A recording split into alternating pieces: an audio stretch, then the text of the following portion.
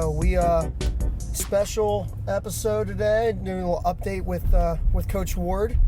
We attempted to do. We had glazed over this morning. We didn't get the memo that they're doing construction outside, so we called an audible, and we're doing candid conversations with Coach in the car or the truck. Awesome. Yeah, we want to set this up just to get some information out to our fans and fans of the program. What's happening with Army Wrestling? So Kevin, what's the news? I mean, BHAW, we're sitting here and we're chatting. This is September 14th, right? Yeah. And so a couple days ago, we just had our 10th or 11th annual West Point Wrestling Club golf outing. What a success. Full event this year, 72 golfers. We were maxed out. Great event for the club, so we're all fired up about the success we had there. Had a really good time.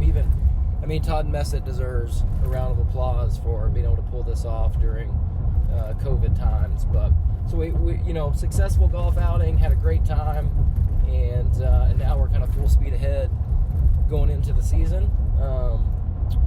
So we're continuing our preseason. We're training and getting ready for the season ahead, whatever that may be.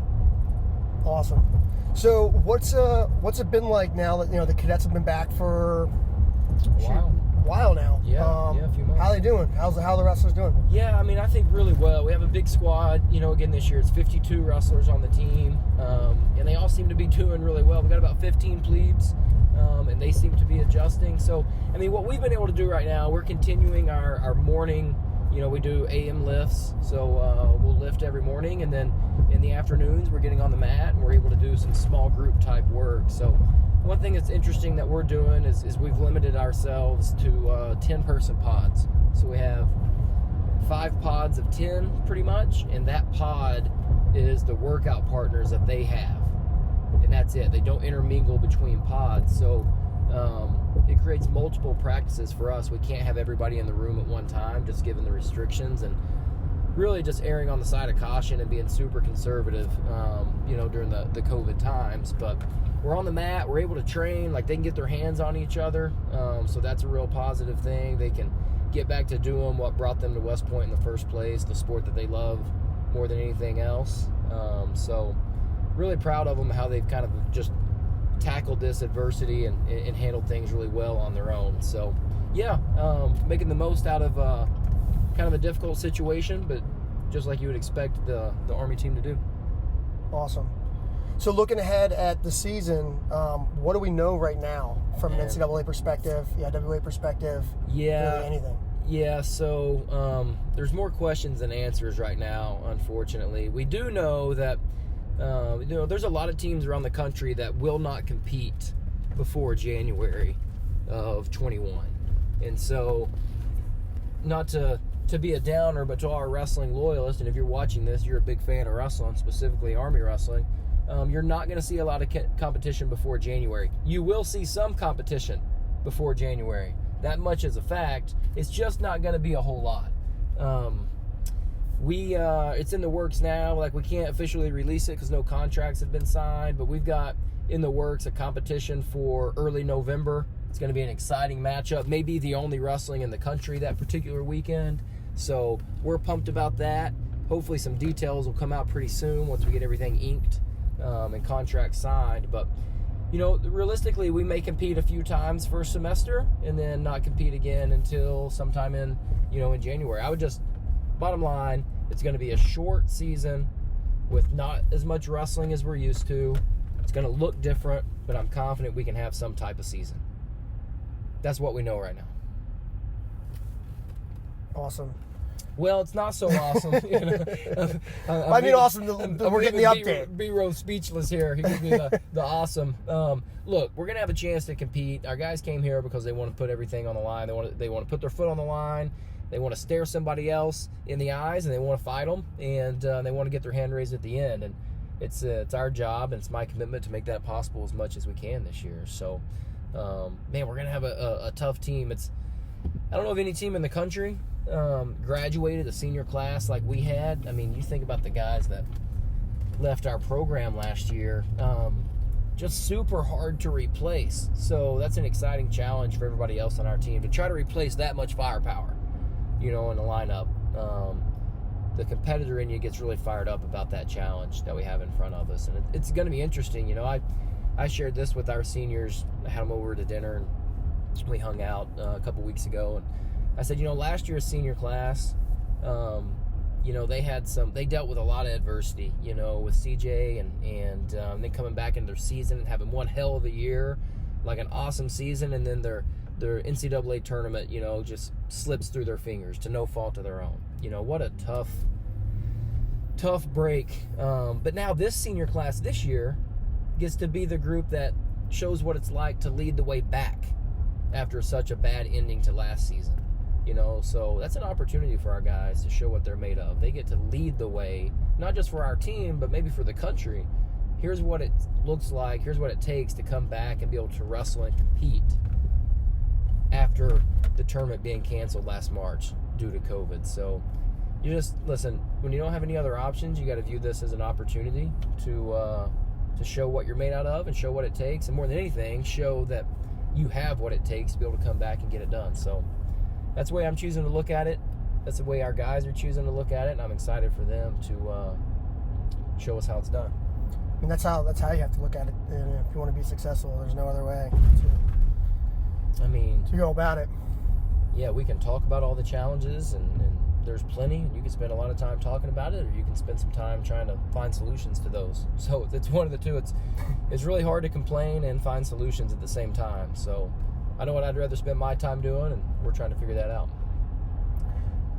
So a couple of weeks ago, you guys named the captains for this year. Yeah. You guys have 4, right? Can you talk a little bit captains. about the captains you guys appointed, how that process goes? Do the wrestlers have any input, or is that all coaches, or how'd you guys select them? So we've done it a few different ways. Do the wrestlers have input? I would say absolutely. Sometimes it's less formal than others. Like this year, we didn't take a team vote, But do the wrestlers have a vote in it? Absolutely, because we've been watching for the past 4 years, how their teammates respond to them, how do their teammates look at them. So the guys on the team absolutely have influence on it. But yeah, let's run through the captains. Lane Peters. What's interesting, is these guys all being at prep school together. Really? So, yeah. I didn't realize that. Yeah, Will Simpson was their coach at prep school. So Ryan Hetrick, Lane Peters, Bobby Hild, and Bennett Paulson, all started at USMAPs together. And all 4 of them team captains this year. And listen, I could have gone around the room and think about the other guys in that class: Bo Guffey, Jed Smith. I may be forgetting somebody because I'm driving. But I could have gone around the room and picked a dozen people that could be fantastic team captains their teammates would respect and look up to and trust. But those 4 without a doubt have shown that they've got what it takes to be able to help lead this. Like I said a few minutes ago, they can show the way back to the mat. They can show the way back to competition. And they can show the team that they're going to have the opportunity, And when you stay ready, you never have to get ready. So they're the ones that are showing the team how to stay ready when there's a lot more questions than there are answers. How do you stay focused? How do you keep yourself getting better every day without drifting off and losing focus? These are the 4 guys for the job. There's no doubt. It's awesome to hear. Yeah, we never had 4 captains at the end of the year. Let me tell you. So it's 2 of them. I think the way the rules are written, 2 of them are supposed to wear the captain's bar. But I looked at the rules and I said, 2 captains, that's stupid. Well, it's the way the regulation's written. I said, well, the regulation's stupid. I'm not having 2 captains. It makes no sense. I don't want 2 captains. We've got a team of 50. We've got all these qualified, incredible athletes, these leaders on the team. I'm having more than 2 team captains. So I can name them as key leaders, whatever you want to call them. I don't care what their title is. I don't think they do either, to be honest with you. But I said, listen, I want to be able to point to different people, not just 2. I don't want the captain, because it can turn into this. The captain at West Point can turn into the guy that enforces the rules. Well, your captain's supposed to tell you to get a haircut. Your captain's supposed to tell you, that shine your shoes. I don't want just that. I want them to do that, but I want them to show that. But I want to be able to point to them and say, work like him. Show up every day prepared to get better like him. it's not just about making good grades and following the rules. Those things are supposed to be done. You know, it's about what right looks like in the athletic arena, not just a holistic approach, but damn it, we're a wrestling team, and wrestling has to matter. So yeah, it's been my philosophy. Let's pick more than 2 captains. Now in the past, I know I'm going on here, guys, and I apologize, it's a little bumpy. They got to pave these roads up here, and we're driving through Newburgh right now. Not the best roads in New York. You know, we felt this year we didn't really have a team, you know, an underclassman or even a junior that we thought was there yet, maturity-wise. So what does that mean? It means we got some work to do. Luke Weiland was a 2-year team captain. Lane Peters is a 2-year team captain. We don't have anybody right now in the room that I'm saying that junior or that sophomore needs to be a captain, which means we have work to do to develop some of the younger guys on our team. So, man, that's a long-winded answer to your question about the 4 team captains, but no, I think that's that's what the listeners want to know. I mean, they want to be involved in the program. They want to know about the wrestlers. So I think given all that info, I appreciate that. Yeah, I mean that's my insight. Like, we've picked captains a few different ways. We've had team votes. We've had teams select 2, coaches select 2. And let me tell you, the first year we picked 4 captains, 3 or 4, whatever it was, and I said, you 2 are captains, you're going to wear the rank. You 2 are also co-captains, but you don't get to wear the rank because of the rules. I don't think it went over very well. You know, I think the guys who were quote-unquote co-captains felt like it was a charity, you know, for them. Like it was here, just take this role. That wasn't what I meant by it.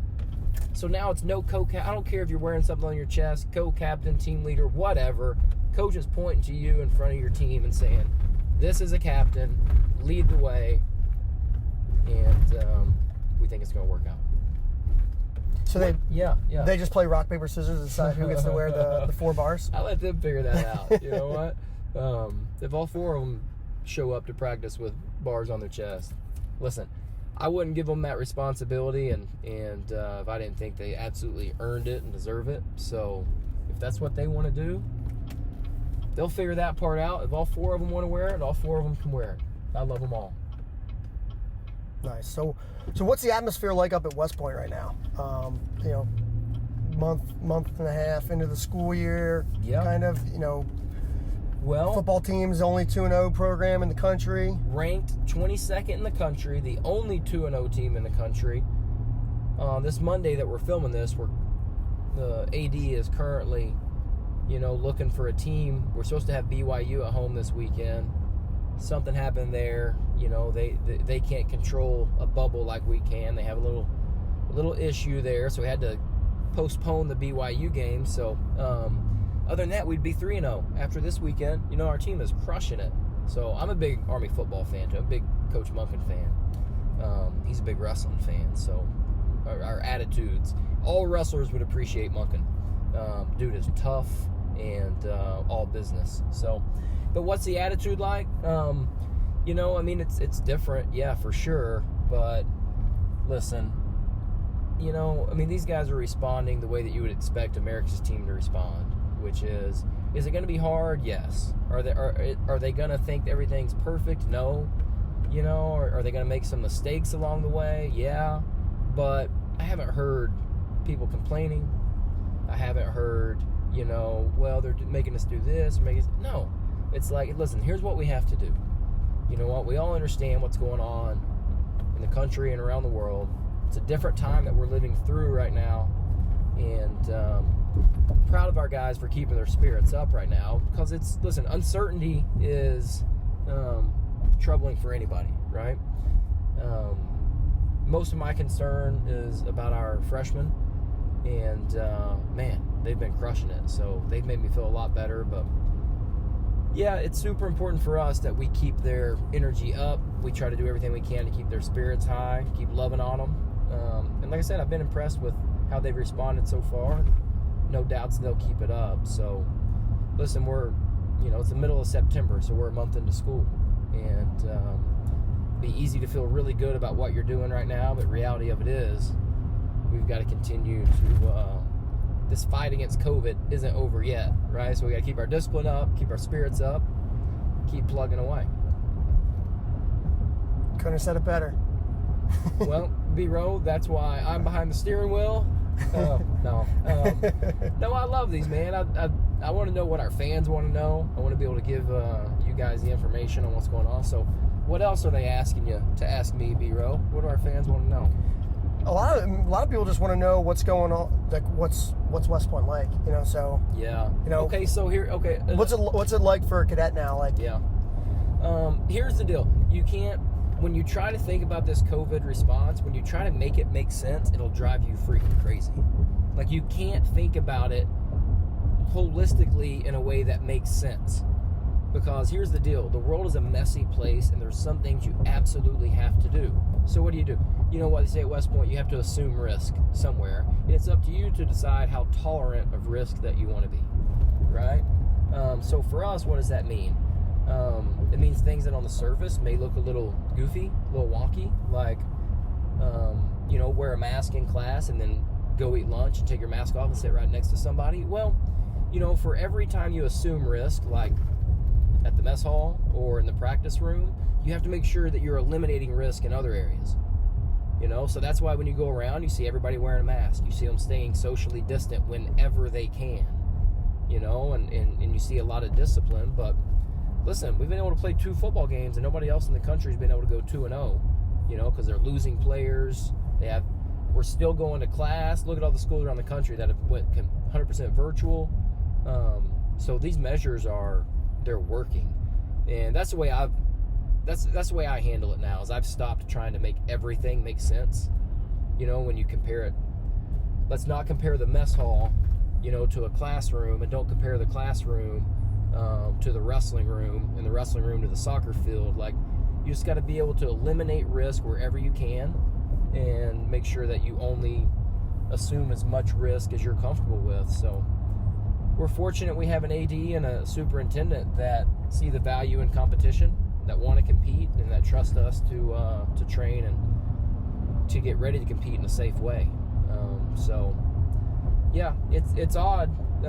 It's certainly bizarre. It's not business as usual, but we're doing what we can, and we're doing what we have to do to get back to business as usual. That's the important thing. Yeah. Hopefully the Big Ten starts playing football, makes a decision on that. I feel like that's headed in the right direction. If, you know, a big sign, Right. promising things in the future for wrestling, as weird as that sounds. Well, it's a big deal. I mean, listen, if anybody that even reads the front page of the sports, you know, you don't have to have a degree in finance or economics to understand that when Power 5 schools, you know, that are carrying over $100 million in debt, you know, are losing $60 or $70 million a year, like, this is a big deal, you know. So no, we need to play football, and it's not just for, you know, for that athletic department, it's for the economies of the towns. It's because it's part of the American way of life, and we need to find a way to get back to some normalcy in a safe way. So yeah, the finances and the economic impact of it are a no-brainer. Like, that much is obvious. So, but you know what? That makes me think of something I didn't mention earlier in regards to wrestling. Is many of you probably saw the EIWA statement that we are focused on a dual meet heavy season beginning no earlier than January 1st. It's not a binding agreement. That's our intent as a conference. We are a unique institution where we don't get to redshirt. You don't get medical redshirt years back. You don't get to come back for a 6th year if the NCAA grants it. Like, you get 4 years to compete. So for us, if we have the opportunity to compete before January, we'll do it. It won't be very much or very often, but we'll do it. And it's hard to imagine big open tournaments taking place like they have every other wrestling season we've ever been in. You know, it'd be very dual meet heavy, really small events, I think, is what you're going to see this year. I was going to say awesome because that's like my filler word, but that's not fun. Yeah. I mean, it's going to be weird. I have tickets to NCAA's this year. I got like front row. I went all out this year, and I don't know if I'm going to be going.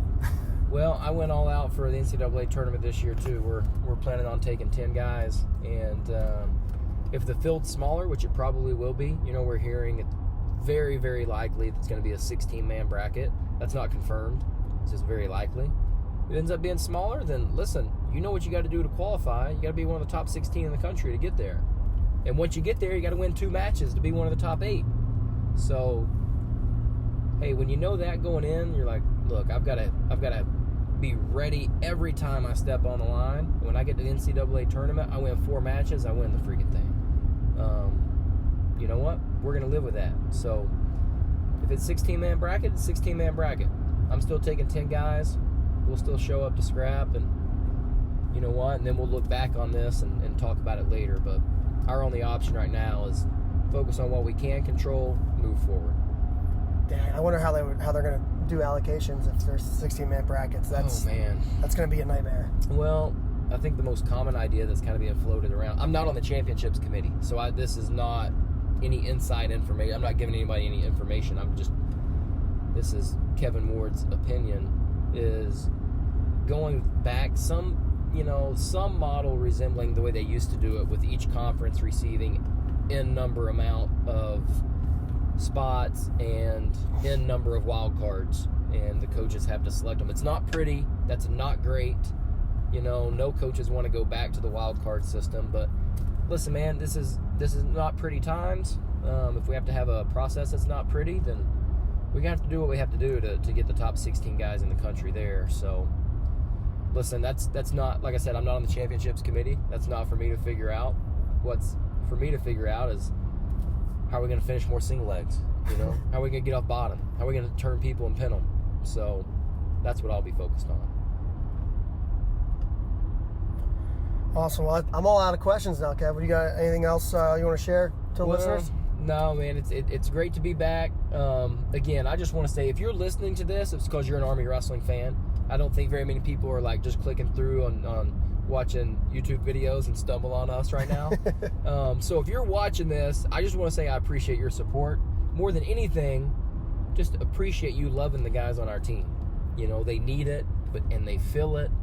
And it's a really big deal. So if you're listening and you're supporting our team, we appreciate you.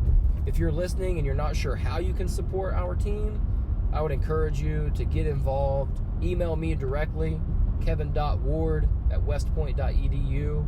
We can help you out through the West Point Wrestling Club or donating to the Friends of Army Wrestling. There are several ways to get involved and help support our team financially, which we are really going to need over the next few years, and keep encouraging and loving on our guys. But appreciate you guys tuning in.